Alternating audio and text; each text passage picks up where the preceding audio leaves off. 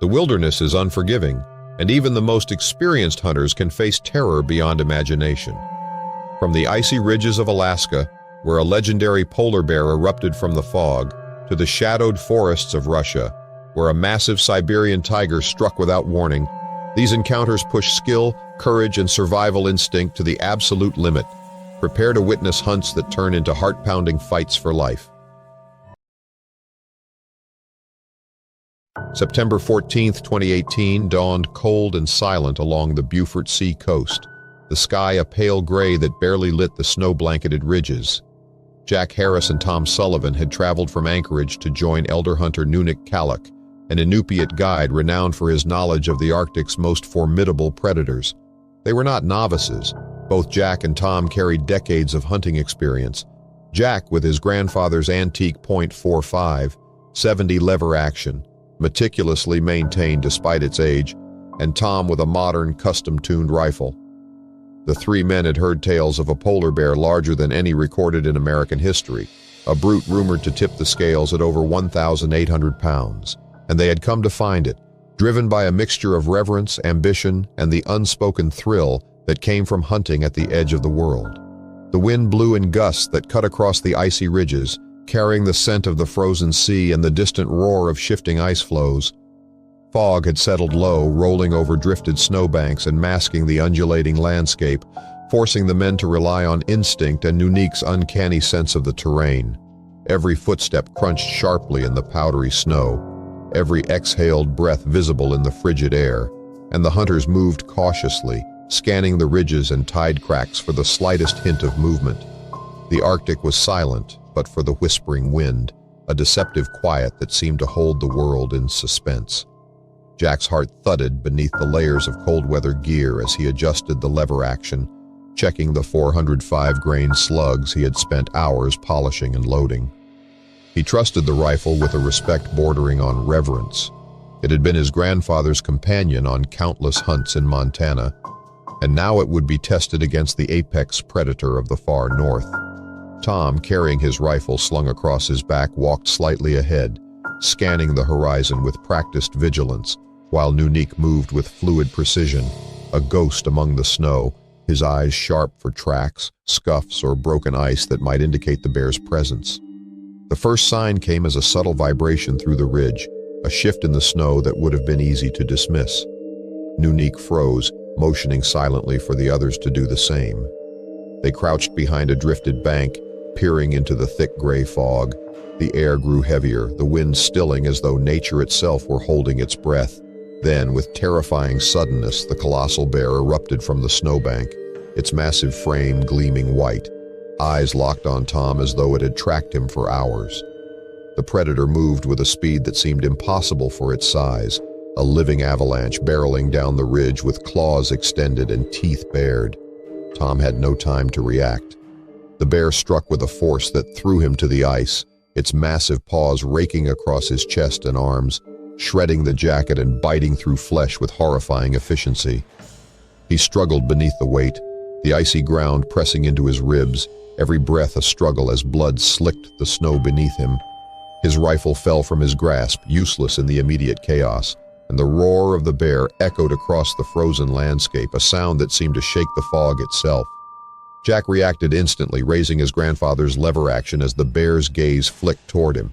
He fired the first 405-grain slug into the shoulder, the impact jolting through his hands as the bear staggered, letting out a resonant feral roar. The fog seemed to swirl around the monstrous figure, the wind whipping snow into their faces, and Jack's fingers worked the lever with urgency born of pure survival instinct. A second shot struck the chest, the thud echoing across the ridge as the bear faltered, but it was still alive, still a force of unimaginable strength. Nunik had moved with a quiet efficiency, his presence a stabilizing force amid the chaos. He flanked the bear, ready to intervene with whatever means necessary, guiding Jack's aim with a silent command learned from decades of experience tracking the giants of the Arctic. The bear lunged again, a terrifying blend of speed and raw power, and Jack felt the weight of responsibility press down like the icy wind. One more shot, aimed precisely, drove through the massive frame, and the bear collapsed near a tide crack, its immense bulk sending shards of ice flying in every direction. Tom lay panting, soaked in his own blood, bruised and battered, yet still alive. The pain radiated from his chest and arms, a constant reminder of the predator's raw power, but he had survived what many would have considered impossible. The three men moved cautiously, surrounding the fallen beast, hearts still hammering, breaths ragged in the freezing air. There was no triumph in their victory, only an intense awareness of the thin line they had walked between hunter and hunted, the fine margin that separated skill and experience from the lethal unpredictability of nature. Jack lowered the rifle slowly, every nerve still trembling, and surveyed the vast, empty ridges around them. The Arctic had claimed its authority, and the hunters had only just survived its test. Nunique knelt beside Tom, checking for broken bones and assessing injuries with a calm, practiced eye, while Jack cleaned the snow from the bloodied lever action, the metallic tang lingering in the cold wind. In those moments, the men understood that no matter how skilled, how prepared, or how well-armed they were, the wilderness demanded respect, and even the most legendary hunter could find himself fighting simply to survive. As they began the long, careful trek back toward their sleds and safety, the fog slowly lifted, revealing the stark, breathtaking expanse of the Beaufort coast. The sun, a pale disk above the horizon, cast long shadows across the ridges, and the enormity of what had just transpired pressed heavily on each of them. Jack felt a cold pride, tempered by exhaustion and the raw reminder of mortality. Tom, though battered and weakened, managed a pained, determined expression, the spirit of a hunter unbroken despite the ordeal. And Nunique, ever the observer of the Arctic's ancient rhythms, merely nodded, a silent acknowledgement that they had survived an encounter few could ever claim, and that the sea and ice had again proven both beautiful and brutally unforgiving. October 21, 2024, brought a brittle chill to the dense forests of Russia's Primorye region, the low-hanging fog wrapping jagged ridges and icy slopes in a ghostly shroud. Hunters Dmitry Orlov and Nikolai Petrenko had ventured deep into these remote woods, driven by the rutting season of the wild boar and the promise of trophies few men had ever pursued.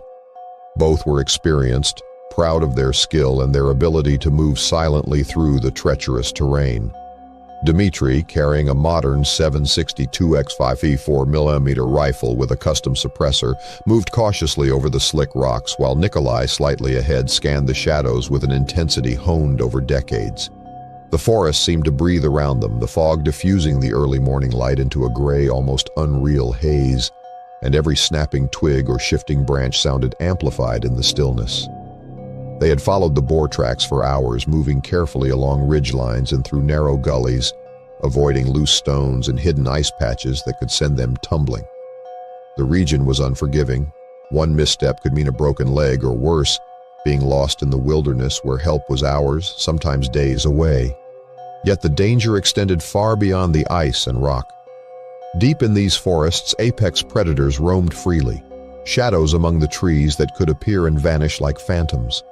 Dmitry knew the stories of hunters who had been dragged into the underbrush by Siberian tigers, monsters that could weigh over 600 pounds with claws capable of slicing through bone and sinew. The first warning came as a subtle shift in the fog, a movement that did not belong to the wind or the trees. Dmitry froze, whispering caution through clenched teeth, but Nikolai pressed forward, unaware of the presence crouched in the gully below. Then, with terrifying suddenness, the massive tiger exploded onto the ridge, startled by their approach. Its orange and black coat flashed through the gray haze, muscles rippling with raw power, eyes glinting with predatory focus. The hunters had only a fraction of a second to react. Dmitry raised his rifle and fired reflexively, the shot echoing sharply through the valley. The bullet struck the tiger's shoulder but glanced harmlessly off the thick muscle, failing to slow the beast. The predator responded instantly, a blur of movement and lethal intent, lunging at Nikolai with impossible speed. Claws tore through jacket and flesh, slamming him into a nearby tree with bone-shaking force. Blood erupted across the snow and ice, stark against the muted gray of the fog, and Nikolai gasped through ragged breaths, pinned under the weight of the enormous predator. His rifle lay useless beside him, the weapon irrelevant against the sheer violence of the attack. Dmitry's pulse surged, his training and experience clashing with the primal terror of the moment. He fired again, 2 more rounds, each shot connecting with the tiger's flanks, staggering it briefly. The predator roared, a sound that reverberated through the mist like the forest itself was crying out, and then, with a final feral glance, it retreated into the fog, vanishing as quickly as it had appeared. Dmitri rushed to Nikolai, finding him fatally wounded, blood pooling into the snow around him. Every movement was agony, the forest cold and indifferent, offering no mercy, only silence broken by the wind and the distant drip of melting ice. Dmitri knelt beside his friend, brushing the frost from his face, the magnitude of what had occurred pressing down with unbearable weight. He was bruised, exhausted, and gasping from the adrenaline that had surged through him during the attack, yet the reality of the forest's rule was undeniable. In these remote ridges, humans were not always the hunters. Even the slightest misstep could transform the most skilled hunter into prey.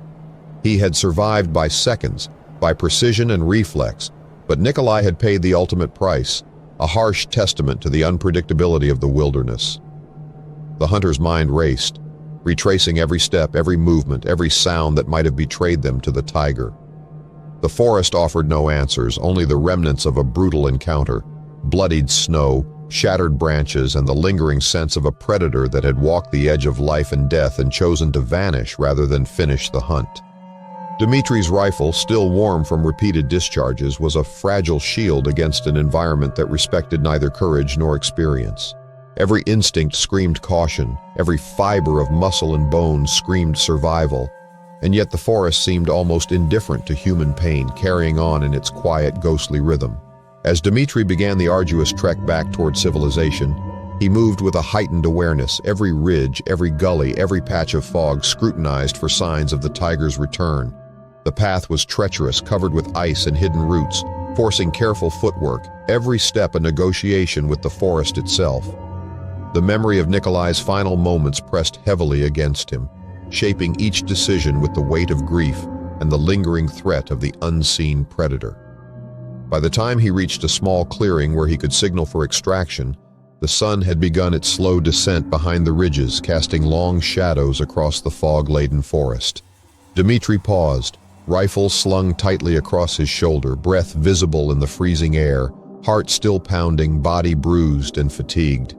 He understood fully that the Primorye wilderness was not a place for recklessness, that experience and pride could only carry a hunter so far, and that apex predators like the Siberian tiger moved with a precision and power that humbled even the most confident of men.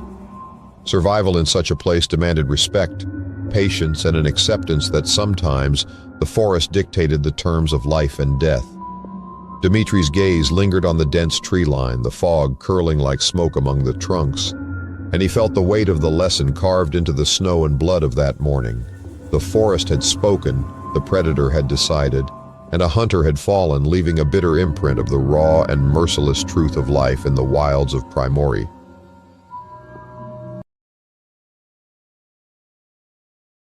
August 20th, 2025 dawned damp and gray along Alaska's Kenai River, the mist hanging low over the water in thick, ghostly sheets that swallowed the edges of the tree line. Hunters Ethan McLeod and Claire Tremblay drifted silently in a small aluminum boat, rifles ready, scanning the riverbanks for the slightest hint of activity. They had come to track the feeding habits of salmon, knowing that understanding the fish would bring them close to the region's most formidable apex predator, the grizzly.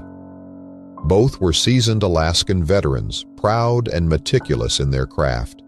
Ethan, lean and hardened by years of backcountry hunting, carried a well-worn .30-06, while Claire, precise and fearless, favored a .338 Win Mag that had never failed her in the field.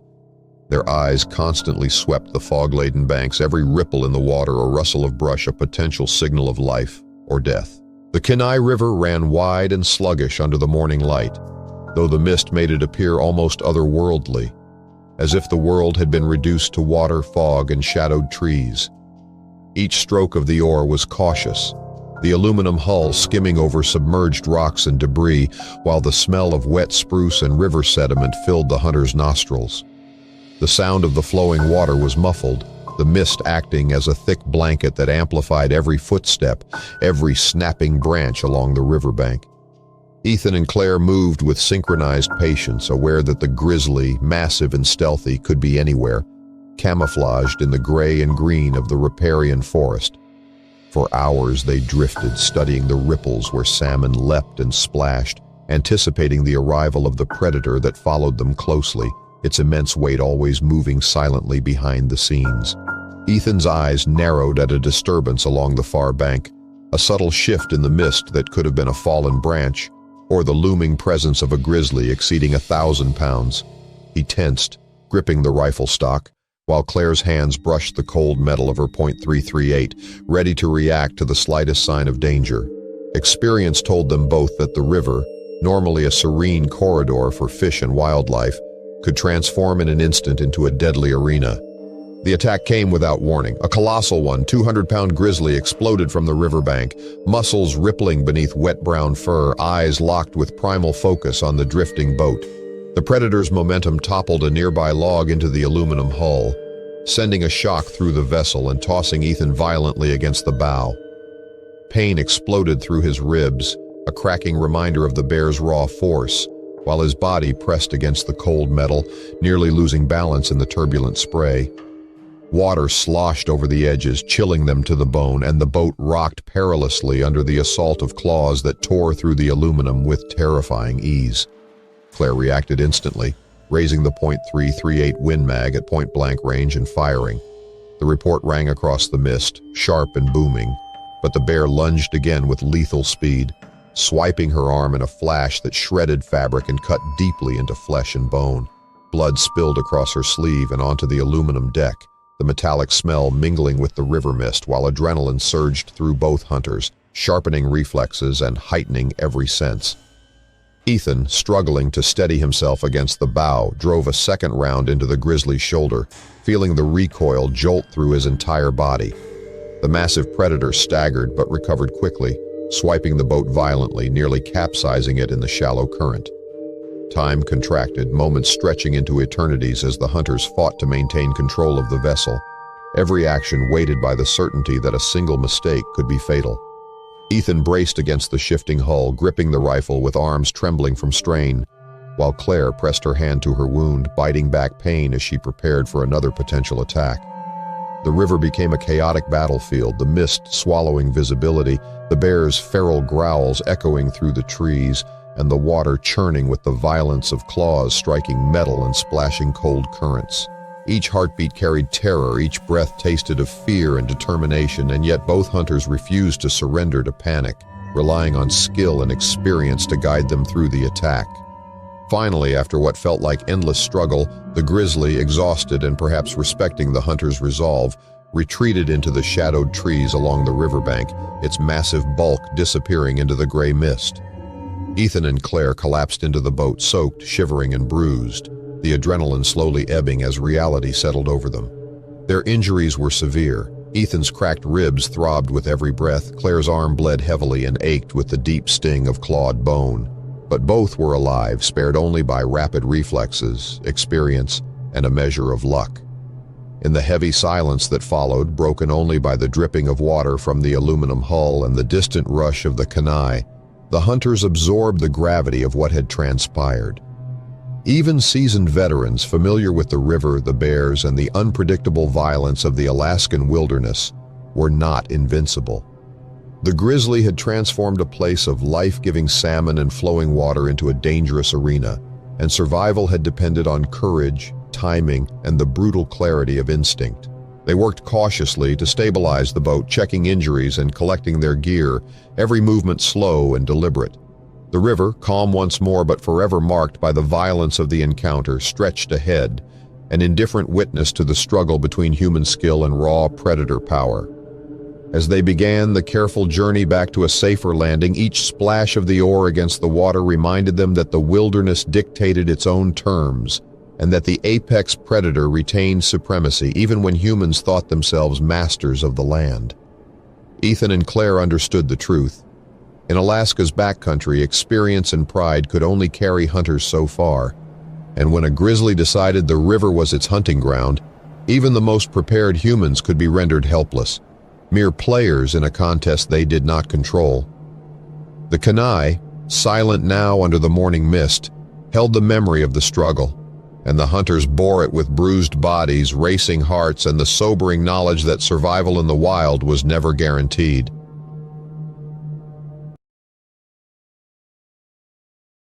November 11th, 2024, dawned over the dense Transylvanian forests, the morning fog clinging to frost-tipped branches and damp earth. Billionaire hunters Richard Hale and Etienne Lemaire had arrived at Vallée-Loupeleur, an estate famous for its trophy-sized wild boars and meticulously arranged hunts, complete with silk tents, fine wine, and bespoke Rigby .375 H&H rifles. Both men were skilled and disciplined, accustomed to high-stakes hunting where patience and precision were as essential as courage. The day promised a display of power and control over the wilderness, yet the forest carried its own rhythm, one indifferent to human planning or wealth. As the morning unfolded, beaters moved silently through the underbrush, driving the boars toward the waiting hunters. Richard adjusted the stock of his rifle, eyes narrowing at the thick undergrowth, while Etienne scanned the ridge above the shooting line, a practiced hand resting on the polished bolt of his rifle.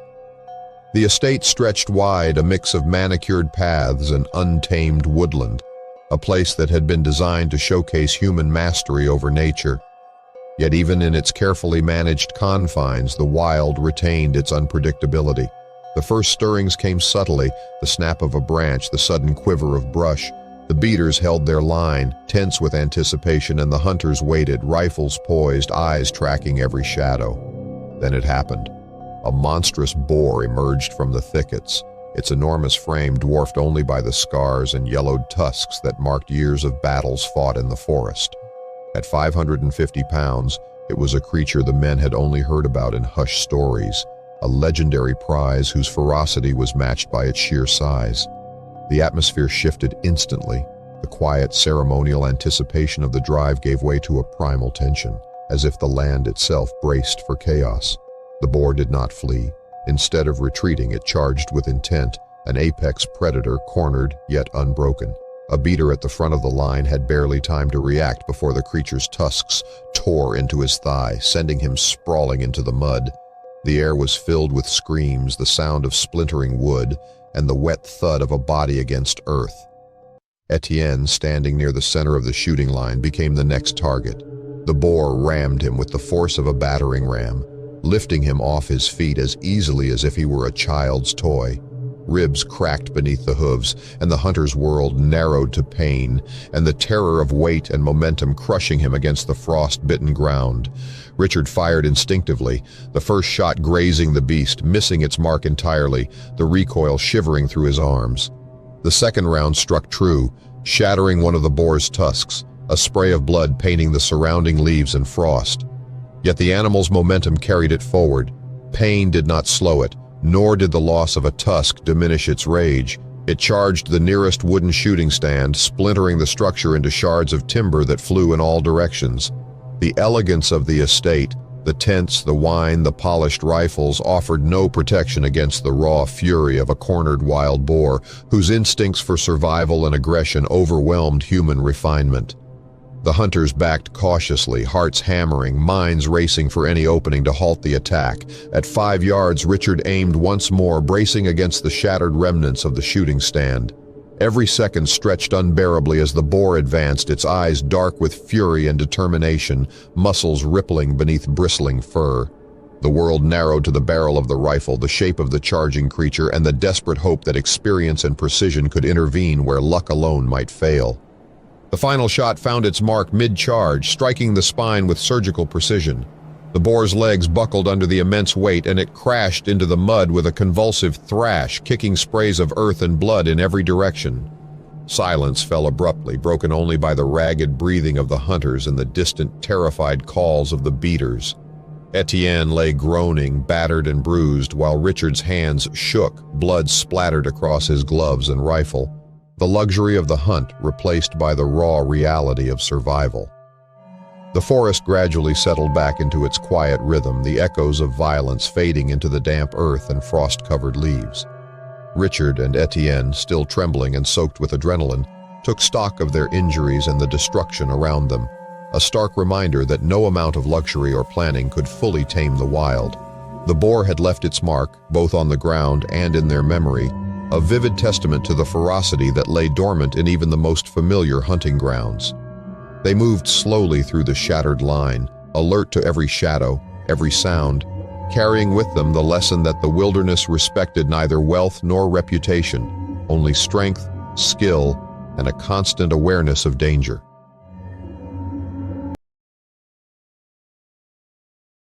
October 17, 2023 brought a brittle, fog-laden dawn to Shuyak Island, Alaska, where dense alder forests twisted into impenetrable tangles and the cold, damp earth clung to every boot. Seasoned hunter Noah Carver moved cautiously, eyes scanning for elk sign along the narrow game trails that threaded through the island's rugged interior. He had stalked these woods for years, well aware of the dangers posed by the island's massive predators, yet experience only sharpened his sense of vulnerability. Every snapped twig, every rustle in the underbrush carried the possibility of life or death. Noah carried a .30-06 rifle and a pack loaded with essentials, his body attuned to the rhythm of the forest and the movements of the prey he sought. For hours he crouched, gliding silently from clearing to clearing, observing faint tracks and the subtle displacement of moss and fallen leaves. The forest was quiet in a deceptive way, the kind of silence that made the heart rate climb, the ears strain for the faintest sound. Mist curled around low-hanging branches, diffusing the pale morning light into a gray haze, and each breath seemed magnified, puffing into the air like smoke. Noah's instincts guided him, teaching him to sense more than see, to feel the forest as a living entity, yet even that experience could not anticipate what came next. The first hint of danger was a subtle shift behind him, a silence that was not silence at all, a pause in the forest's rhythm. Before he could react, the brush exploded and a massive 400-pound Kodiak bear lunged from the shadows, muscles rippling under bristling fur, silent and deliberate until the final moment. It slammed into Noah's pack with the force of a freight train, sending him sprawling onto the leaf-littered ground, breath knocked from his chest.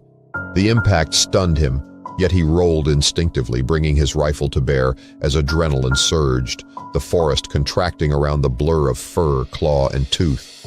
Noah fired point blank, 3 rounds into the bear's chest and 1 into its shoulder. The thunder of gunfire echoed through the alders, yet the predator barely faltered, its roar resonating inches from his face, shaking the mist and sending splinters of bark flying. He scrambled toward a nearby spruce, seeking the slight protection offered by the dense trunk, firing again as the bear smashed through the undergrowth. 8 bullets had struck home, tearing flesh and muscle, yet the titan pressed forward, unyielding, driven by a primal fury that no gun seemed able to extinguish. The forest became a chaos of snapping branches, shredded foliage, and the visceral smell of blood mingling with damp moss. Even with his experience, Noah realized the sheer scale of the encounter rendered him momentarily powerless. At arm's length, he drew his .44 Magnum, the heavy revolver, a final desperate line between life and death. The Kodiak bore down, teeth bared, eyes wild and focused, and Noah squeezed the trigger twice, bullets striking true into the bear's skull. The enormous creature convulsed violently, finally collapsing atop him, crushing his legs beneath its massive frame. Pain radiated from every point of contact, each breath a laborious battle. Yet beneath the weight of the dead titan, survival and shock intertwined in a strange, unyielding clarity. The forest around him was still again, the only sounds his ragged breathing, the distant caw of a raven, and the drip of condensation from alder leaves. Noah felt the full gravity of the encounter, pressed beneath a predator that had hunted him as much as he had pursued elk. The calm, deceptive tranquility of the Shuyak forests belied the violent potential lurking in the underbrush, the kind of danger that could strike without warning, testing skill, reflexes, and resolve.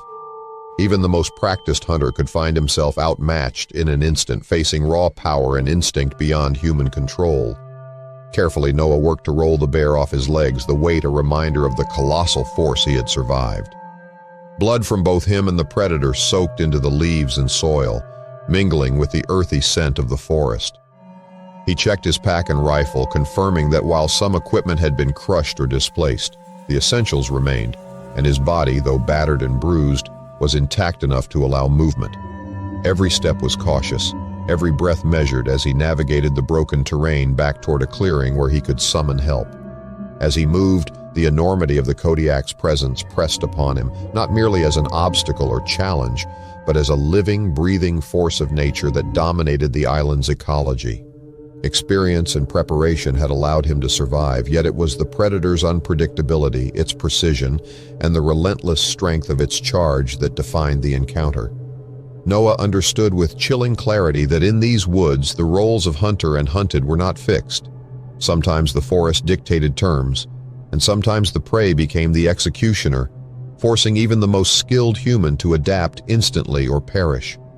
By the time Noah reached a safer vantage, the morning fog had lifted slightly, revealing the twisted alders and uneven ground, the scene of destruction still vivid around him. Shaking, bloodied, and exhausted, he understood the lesson that the Kodiak had delivered with brutal clarity. In Alaska's wildest corners, even hunters with years of experience must respect the sheer unrelenting power of the apex predators, and survival often hinges on split-second decisions, skill, and the unforgiving mercy of chance. The forest, indifferent to wealth, skill, or pride, had reminded him that hunting was never only a pursuit, it was a negotiation with nature itself, where the balance between life and death could shift in a heartbeat. It was December 1st, 2021, and the wind cut like glass across the snow-crusted sage flats of Wyoming's Henry Mountains. Veteran hunter Caleb Whitaker and his daughter Emily had drawn rare tags for wild plains bison and moved carefully along the canyon rim, eyes tracking the massive herd below. Each animal carried the weight of muscle and horn, a reminder that the frozen prairie could become lethal in an instant. The air was sharp, the snow brittle underfoot, and every step demanded the skill, patience, and experience that only years in the backcountry could provide. The canyon stretched ahead in jagged lines of rock and frost, a landscape as beautiful as it was treacherous, and Caleb's mind raced with calculations for wind, shot placement, and the herd's unpredictable behavior. They followed faint tracks etched into the frozen ground, winding along canyon rims and among scattered rock outcroppings. Caleb adjusted the stock of his .45, 70 lever action, the weapon heavy but balanced in his hands, while Emily scanned the herd below, eyes sharp despite the frost-bitten lashes and numb fingers. The canyon was alive with movement, the herd grazing and shifting, unaware of the humans above, yet their enormous size and unpredictable temperament made each step toward them tense with possibility.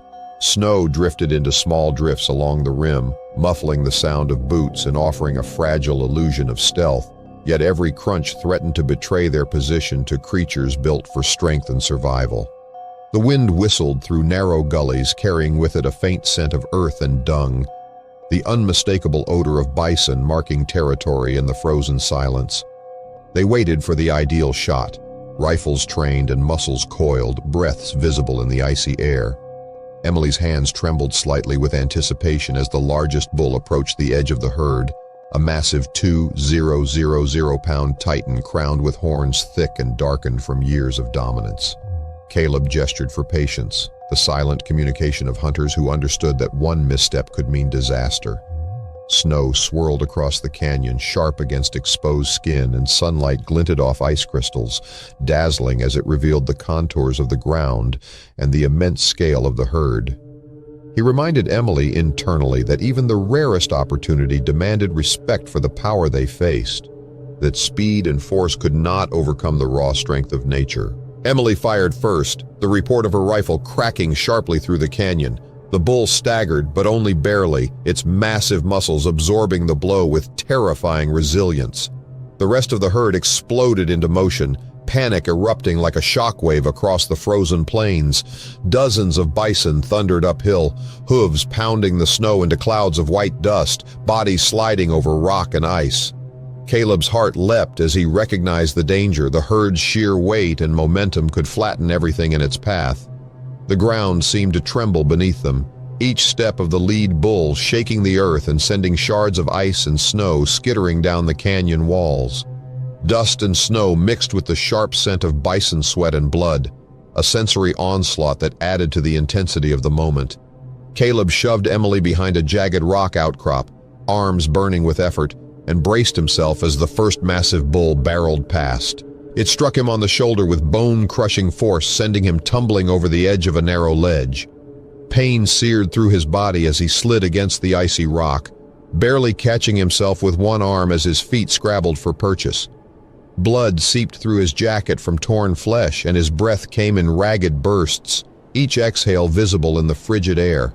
Above him the herd thundered onward, hooves hammering the snow, horns glinting like steel in the winter sun, the roar of their movement echoing across the canyon with a force that rattled teeth and skull alike.